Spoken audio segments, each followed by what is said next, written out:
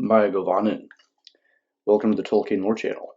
I'm the Tolkien Geek, and though Tolkien was not well known for horror, of course, he was a fantasy author, he did know how to write some pretty scary scenes in his stories, and today I'm going to explore the scariest scenes from The Lord of the Rings.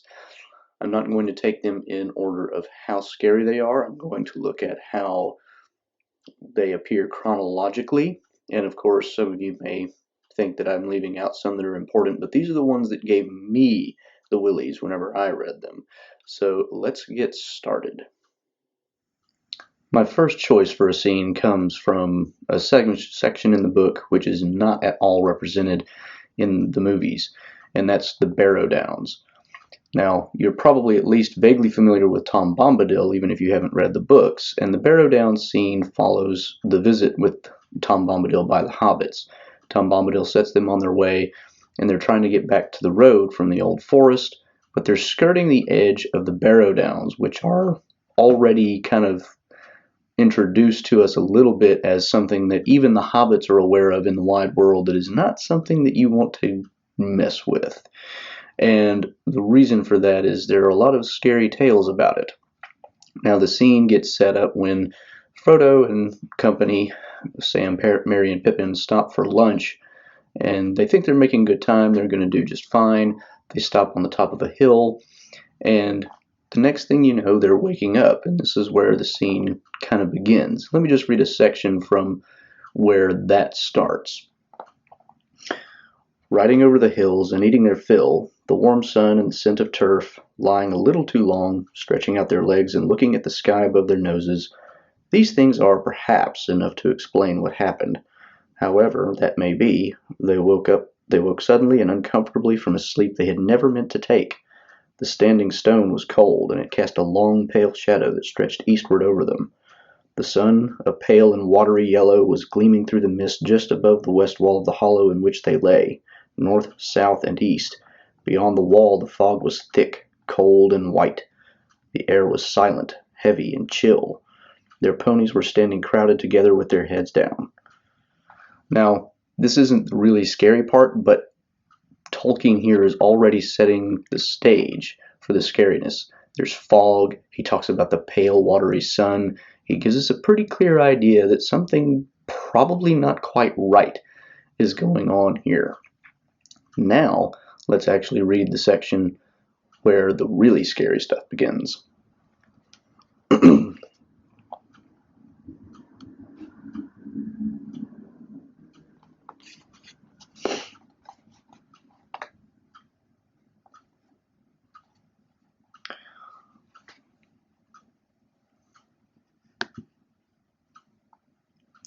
So after trying to get down the hill and move on toward the road, the hobbits are basically traveling in single file, trying to make sure they don't lose each other in the fog, and of course don't get lost as well. So their going was very slow. To prevent their getting separated and wandering in different directions, they went in file with Frodo leading. Sam was behind him, and after him came Pippin and then Merry. The valley seemed to stretch on endlessly. Suddenly Frodo saw a hopeful sign. On either side ahead, a darkness began to loom through the mist, and he guessed that they were at last approaching the gap in the hills, the north gate of the Barrow-downs. If they could pass that, they would be free. "Come on, follow me," he called back over his shoulder, and he hurried forward. But his hope soon changed to bewilderment and alarm. The dark patches grew darker, but they shrank, and suddenly he saw towering ominous before him and leaning slightly toward one another, like the pillars of a headless door, two huge standing stones. He could not remember having seen any sign of these in the valley when he looked out from the hill in the morning. He had passed between them almost before he was aware, and even as he did so, darkness seemed to fall around him. His pony reared and snorted, and he fell off. When he looked back, he found that he was alone. The others had not followed him. "Sam," he called. "Pippin, Merry, come along. Why don't you keep up?" There was no answer. Fear took him, and he ran back past the stone, shouting wildly, "Sam! Sam! Merry! Pippin!" The pony bolted into the mist and vanished. From some way off, or so it seemed, he thought he heard a cry, "Hoy, Frodo! Hoy!" It was away eastward on his left as he stood under the great stones, staring and straining into the gloom. He plunged off in the direction of the call and found himself going steeply downhill, or uphill rather. And then I'm going to cut a little bit ahead here. He manages to find his way up the hill, and at last he cries out again, "Where are you?" he cried out miserably. There was no reply. He stood listening. He was suddenly aware that it was getting very cold, and that up here wind was beginning to blow, an icy wind. A change was coming in the weather. The mist was flowing past him now in shreds and tatters. His breath was smoking, and the darkness was less near and thick. He looked up and saw with surprise that faint stars were appearing overhead amid the strands of hurrying cloud and fog. The wind began to hiss over the grass. He imagined suddenly that he caught a muffled cry, and he made towards it. And even as he went forward, the mist was rolled up and thrust aside, and the starry sky was unveiled. A glance showed him that he was now facing southwards and was on a round hilltop, which he must have climbed from the north. Out of the east the biting wind was blowing. To his right there loomed against the westward stars a dark black shape. A great barrow stood there. "Where are you?" he cried again, both angry and afraid. "Here," said a voice, deep and cold, that seemed to come out of the ground. "I am waiting for you." "No," said Frodo, but he did not run away.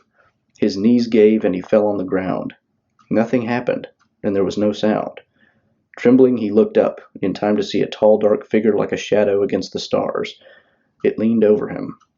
He thought there were two eyes, very cold, though lit with a pale light that seemed to come from some remote distance. Then a grip stronger and colder than iron seized him. The icy touch froze his bones, and he remembered no more. And the rest of the scene takes place inside the Barrow-down itself, and that portion of it I've kind of covered in my video on the Barrow-downs, so I won't go into a whole lot of detail or read that section. This is the part that always really gave me the creeps, was just the lead up to that section. So that's my scary scene from the Barrow-downs. Now let's go take a look at another scene that was not included in the movie because it's kind of looking back at another hobbit that they left behind. So a little preface to this next scene. In the novel, what happens, Frodo plans to leave the Shire quietly and unsuspiciously, basically by selling Bag End to the Sackville Bagginses. And he moves to Crickhollow, which is an area near the Brandybucks, and use that basically as a subterfuge to manage to leave the Shire unnoticed. And they leave behind a hobbit named Fatty Bolger. He gets a reference in the movies, but barely a reference at that. So they leave him at the house at Crickhollow where Frodo is supposedly leaving, and after we get the scene at Bree, but before they set out the next morning with Strider, we get a scene that takes us back to Fatty Bolger and the house at Crickhollow, telling us what happens to him there. As they prepared for sleep in the inn at Bree, darkness lay on Buckland. A mist strayed in the dells and along the riverbank. The house at Crickhollow stood silent. Fatty Bolger opened the door cautiously and peered out. A feeling of fear had been growing on him all day, and he was unable to rest or go to bed. There was a brooding threat in the breathless night air. As he stared out into the gloom, a black shadow moved under the trees. The gate seemed to open of its own accord and close again without a sound. Terror seized him. He shrank back, and for a moment he stood trembling in the hall. Then he shut and locked the door. The night deepened. There came the soft sound of horses led with stealth along the lane. Outside the gate they stopped, and three black figures entered, like shades of night creeping across the ground. One went to the door, one to the corner of the house on either side, and there they stood, as still as the shadows of stones, while night went slowly on. The house and the quiet trees seemed to be waiting breathlessly. There was a faint stir in the leaves, and a cock crowed far away. The cold hour before dawn was passing. The figure by the door moved. In the dark without moon or stars, a drawn blade gleamed as if a chill light had been unsheathed. There was a blow, soft but heavy, and the door shuddered. "Open in the name of Mordor," said a voice, thin and menacing. At a second blow, the door yielded and fell back, with timbers burst and lock broken. The black figures passed swiftly in. At that moment, among the trees nearby, a horn rang out. It rent the night like fire on a hilltop. And that's really the end of the scary part of this scene. The outcome basically is that Fatty Bolger did manage to leave the house. He knew he basically had to run or die, and he made it to a nearby hobbit home, and blubbering in absolute terror, they finally realized something was not quite right in Buckland, and they raised the warning cry of Buckland, which hadn't been sounded for years and years. And this, of course, is what the horn blast that the Nazgul heard was. And after that, they retreated, realizing that the ring had already left. But this lead up to that happening to me always is one of the creepiest things that Tolkien ever wrote, because the sense of impending doom that he creates with this passage is just brilliant to me. Now let's move on to some Two Towers material. So now in the Two Towers, there's not really a whole lot of spooky scenes, but of course we do get one nice monster, and that's Shelob. The description of her lair is not that scary, because really all it's telling us is that it's dark and hard to see. And I should mention here, if you haven't read the book and only seen the movie, Sam and Frodo do not get separated before the Shelob trial. I mean, Frodo does not send Sam home. It doesn't happen. They're both together. Gollum is leading them through, and it's pitch black. You can't see. And Gollum leaves them both behind, finds some alternate way out, and they run into a dead end. They realize Gollum's betrayed them, and then we get, they're trying to figure out what to do. And then Sam remembers, wait, you have the File of Galadriel, use that. It's light. So Frodo pulls that out, and then we get into Shelob. Let's see. Frodo gazed in wonder at this marvelous gift that he had so long carried, not guessing its full worth and potency. Seldom had he remembered it on the road until they came to Morgul Vale, and never had he used it for fear of revealing its light. Aya Earendil Elenion on Kalima, he cried, and knew not what he had spoken, for it seemed that another voice spoke through his, clear, untroubled by the foul air of the pit. But other potencies there are in Middle-earth, powers of night, and they are old and strong. And she, capital S by the way, that walked in the darkness, had heard the elves cry that cry far back in the deeps of time, and she had not heeded it, and it did not daunt her now. Even as Frodo spoke, he felt a great malice bent upon him, and a deadly regard considering him. Not far down the tunnel, between them and the opening where they had reeled and stumbled, he was aware of eyes growing visible, two great clusters of many-windowed eyes. The coming menace was unmasked at last. The radiance of the star glass was broken and thrown back from their thousand facets, but behind the glitter a pale deadly fire began steadily to glow within. A flame kindled in some deep pit of evil thought. Monstrous and abominable eyes they were, bestial and yet filled with purpose and with hideous delight, gloating over their prey trapped beyond all hope of escape. Frodo and Sam, horror-stricken, began slowly to back away, their own gaze held by the dreadful stare of those hateful, baleful eyes. But as they backed, so the eyes advanced. Frodo's hand wavered, and slowly the file drooped. Then suddenly, released from the holding spell to run a little while in vain panic for the amusement of the eyes, they both turned and fled together. But even as they ran, Frodo looked back and saw with terror that at once the eyes came leaping up behind. The stench of death was like a cloud about him. Here again, of course, it's not really so much the description by itself of Shelob that's scary, it's the suspenseful buildup that we get. We know something's coming, we get some idea of what it is, but we never really see it. Once we get past this point, you never really get a whole lot more of anything really spooky or creepy, but this part leading up to it, where you know there's something really monstrous lurking in the dark, and especially the first time you read it, when you don't really know what Shelob is or who she is, it can give you real chills reading this passage. Now we move on from the Two Towers to some Return of the King material. So in Return of the King, we get the Paths of the Dead, and while neither the book nor the movie version of the Paths of the Dead are really among the scariest, in my opinion, Tolkien, I think, does a better job than the movie does of kind of building up the suspense and making it spooky, especially since in the movie we get some kind of really comedic stuff with Gimli, and I think more so in the extended cut than in the original. But let's take a look at how Tolkien sets this scene up.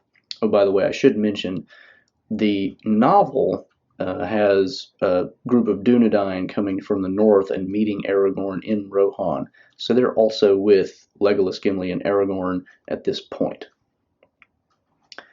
The light was still gray as they rode, for the sun had not yet climbed over the black ridges of the haunted mountain before them.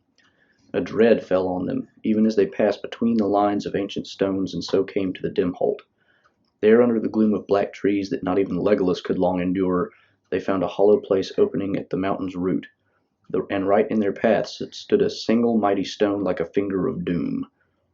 "My blood runs chill," said Gimli, but the others were silent, and his voice fell dead on the dank fir needles at his feet. Horses would not pass the threatening stone until the riders dismounted and led them about. And so they came at last deep into the glen, and there stood a sheer wall of rock, and in the wall the dark door gaped before them like the mouth of night. Signs and figures were carved above its wide arch too dim to read, and fear flowed from it like a grey vapor. The company halted, and there was not a heart among them that did not quail, unless it were the heart of Legolas of the elves, for whom the ghosts of men have no terror. And skipping a little bit here, because some of it is conversation, and it's not particularly scary when you have the conversation.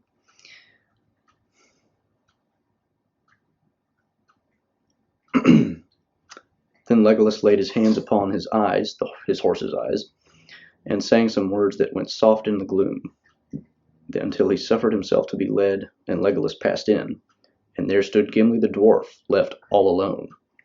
His knees shook, and he was wroth with himself. "Here is a thing unheard of," he said. "An elf will go underground, and a dwarf dare not." With that he plunged in, but it seemed to him that he dragged his feet like lead over the threshold, and at once a blindness came upon him, even upon Gimli, Glow-in-Sun, who had walked unafraid in many deep places of the world. Aragorn had brought torches from Dunharrow, and now he went ahead bearing one aloft, and Elladan with another went at the rear, and Gimli, stumbling behind, strove to overtake him. He could see nothing but the dim flame of the torches, but if the company halted, there seemed an endless whisper of voices all about him, a murmur of words in no tongue that he had ever heard before. Nothing assailed the company, nor withstood their passage, and yet steadily fear grew on the dwarf as he went on, most of all because he knew now that there could be no turning back. All the paths behind were thronged by an unseen host that followed in the dark. So time unreckoned passed, until Gimli saw a sight that he was ever afterwards loth to recall.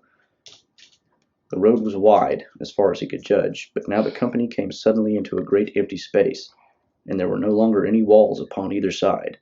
The dread was so heavy on him that he could hardly walk. Away to the left something glittered in the gloom as Aragorn's torch drew near. Then Aragorn halted and went to look at what it might be. "Does he feel no fear?" muttered the dwarf. "In any other cave, Gimli, Glow-in-Sun would have been the first to run to the gleam of gold, but not here. Let it lie." Nonetheless, he drew near, and saw Aragorn kneeling, while Elladan held aloft both torches. Before him were the bones of a mighty man. He had been clad in mail, and still his harness lay there whole, for the cavern's air was as dry as dust, and his hauberk was gilded. His belt was of gold and garnets, and rich with gold was the helm upon his bony head, face downward on the floor. He had fallen near the far wall of the cave, as now could be seen, and before him stood a stony door closed fast.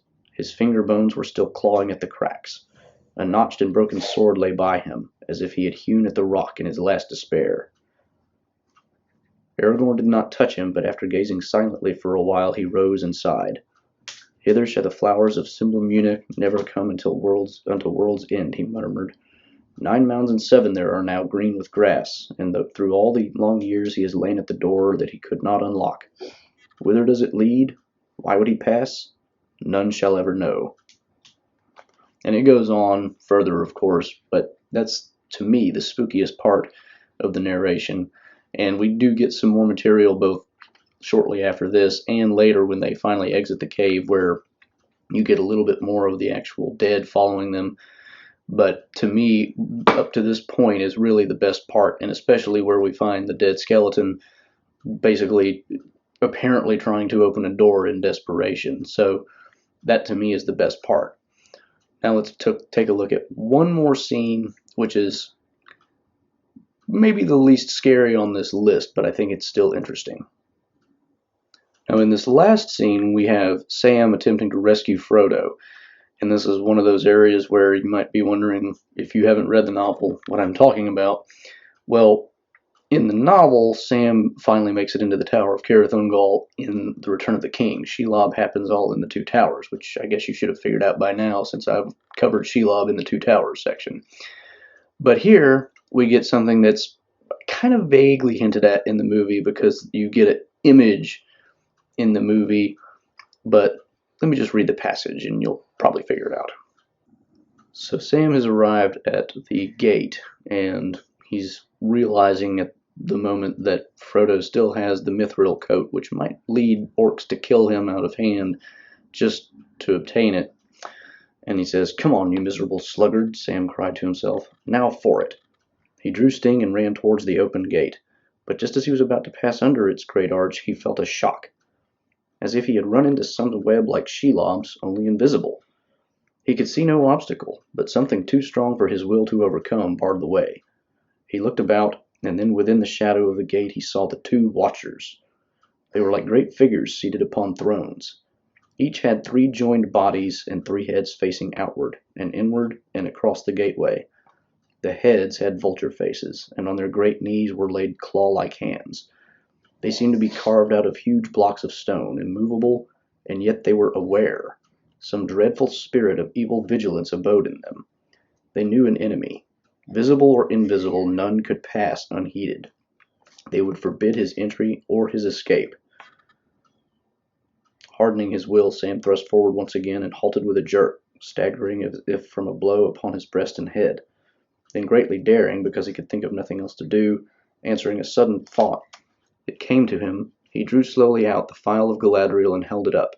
Its white light quickened swiftly, and the shadows under the dark arch fled. The monstrous Watchers sat there cold and still, revealed in all their hideous shape. For a moment Sam caught a glitter in the black stones of their eyes, the very malice of which made him quail. But slowly he felt their will waver and crumble into fear. He sprang past them, but even as he did so, thrusting the phial back into his bosom, he was aware, as plainly as if a bar of steel had snapped to behind him, that their vigilance was renewed. And from those evil heads there came a high, shrill cry that echoed in the towering walls before him. Far up above, like an answering signal, a harsh bell clanged a single stroke.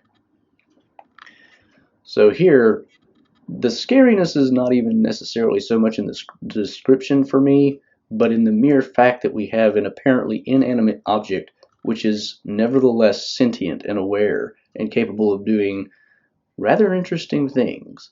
It's one of the bigger hints of serious magic that we find in Tolkien's universe, and of course we never get an explanation for it.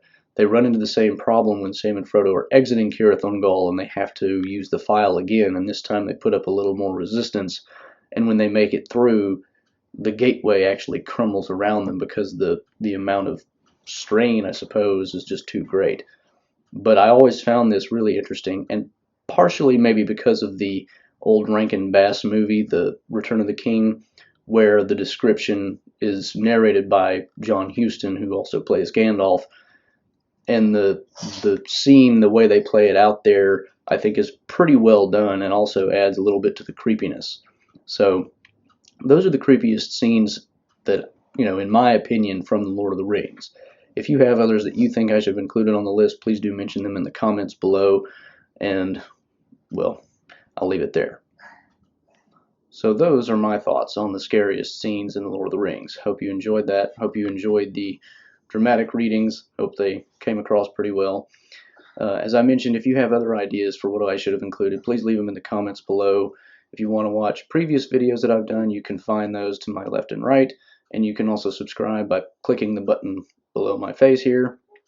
And I've decided to release this just in time for Halloween, so I hope you have a good Halloween if you're planning to celebrate it.